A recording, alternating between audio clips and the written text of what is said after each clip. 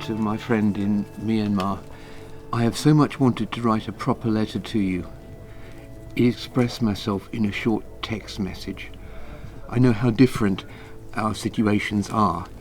To try to express myself more fully, I need to imagine myself as present. In being present to an extraordinary person like you, I am also more present to myself. To me, this is a very important aspect of what it is to be human. With best wishes. With warm wishes.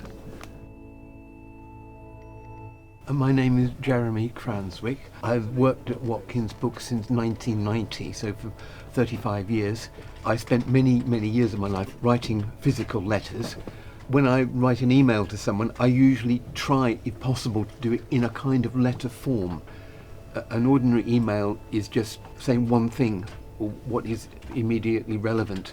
In a letter, you're saying something about your own situation, your feelings, maybe thanking the person for the letter you've received from them, and just saying it's a little bit more like conversation.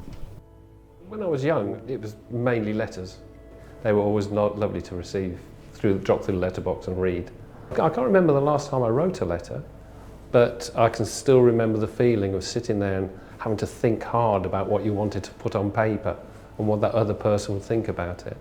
Instant messaging now has its uses, but on a personal basis, I think a handwritten letter is so much nicer because that person has had to sit down and compose the letter and write it with their handwriting, so it just feels more personal than a text message or an email.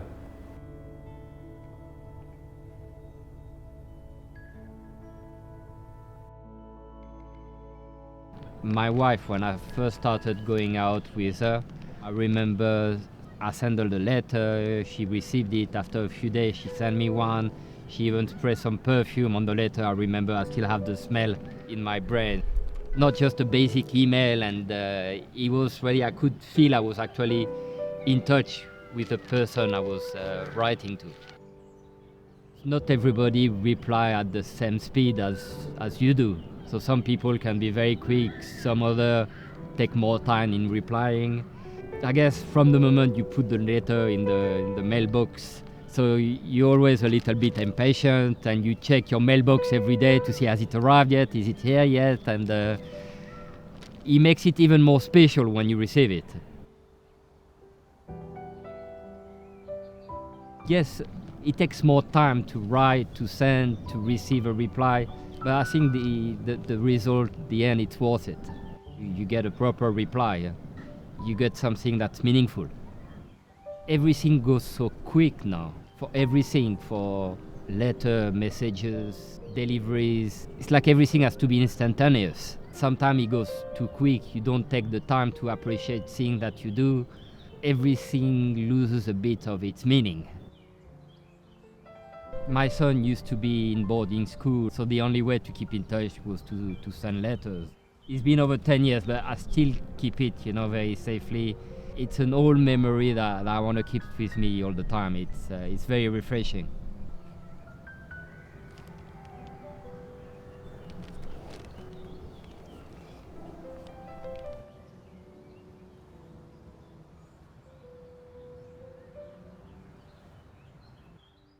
Oh, if I was going to write a letter today, who would I write it to? That's a very good question.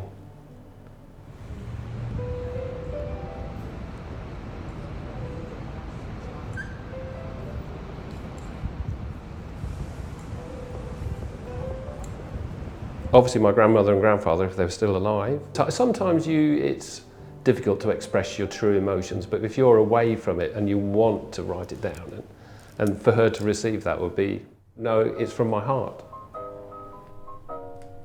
Dear Grandad, thank you so much for the letter I received the other day. We are all well up here in Newcastle, but we miss you both in the village. We're going to the youth club tonight, Ian, my brother, me and my sister Georgina.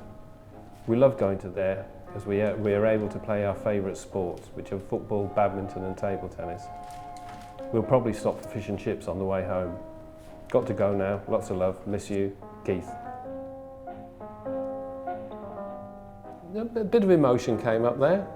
Yeah, just brings back so many memories, you know.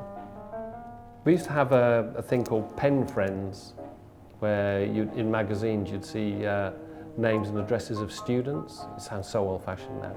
And you used to be able to write to them in different countries, and they would write back, and they were called pen friends.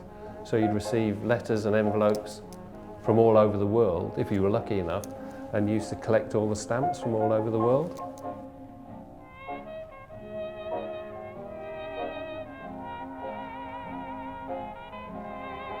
People find meaning in a lot of things, philately speaking, and it's often the most sentimental items that people have the most meaning, the most connection towards. Usually the items which perhaps are from a late relative that has been passed down, and perhaps are expanding the collection, and they feel quite a strong connection because it connects them to their deceased family member or friend. They're sort of continuing a legacy, so to speak. So there is a bit of a legacy with stamp collecting. It gets passed down, expanded and enhanced, and passed down again.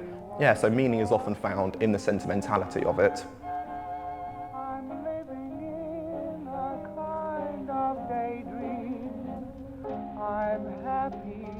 The troops from the armed services were scattered all over the world in conflict, and they used to have mail runs where they used to be able to write letters, and they were collected and sent home, so families would know that they're safe, or you know, if they'd been wounded, they were in hospital but they were still okay, even though, you know, the armed forces would tell the parents that something's happened, but to the actual person would write, and that would be a great comfort to parents. My mother received a telegram that my father was missing because he was involved in a battle and he disappeared. So she got a telegram saying he's missing, believed, killed. So it wasn't absolutely definite, but finally she got a letter from him because he was taken to hospital, fortunately, and he wrote a letter saying, actually I'm in hospital, I'm badly hurt, but I'm okay. So that was a tremendously important letter to receive.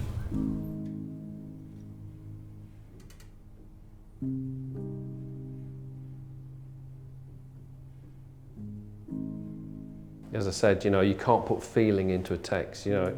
I'd rather see somebody's face smiling than have to receive a smiley emoji. And it's that thing where people have sat down and thought about it and written it in their own hand with a pen. So it's a lovely thing. I prefer that at times. If you really want to know somebody, you have to spend some time with them. You have to take the time to know that person, to know properly a personality, to know what the person likes, dislikes. Nowadays you go through those applications to know people, but you don't really get to know them. You know, people get into relationship without knowing each other, and they discover after a certain time that they don't even really like each other. Put your phone down when you're with your family. Speak, look into somebody's eyes and actually speak and mean it. And yeah, just send the odd text. It doesn't have to be information, but just, how are you? You okay? Is a big thing. There's a lot to be said for having slower communication, because it really gives you time to perhaps, if you've sent a letter and you're waiting for one back, it gives you time to think about the recipient, / sender. You're on their mind, they're on your mind when you're sending letters. So I do think that physical mail does help form human connections. I think it's going to become weaker in the short term, definitely. I would hope that in the longer term, some way will be found of compensating for that lack. I'm not quite sure how, but I think we're going to wake up to the fact there is something missing, and we need to, in some way, adapting the digital format to the need for a deeper level of communication. I would say real thought and real human expression is not instant, it's a process. It's not just being connected to other people, it's also being more authentically connected with yourself. It's a two-way process. We find our own true feelings through the way we express ourselves to others. The letter provides a way of slowing down and putting more complex feelings, expressing more complex feelings.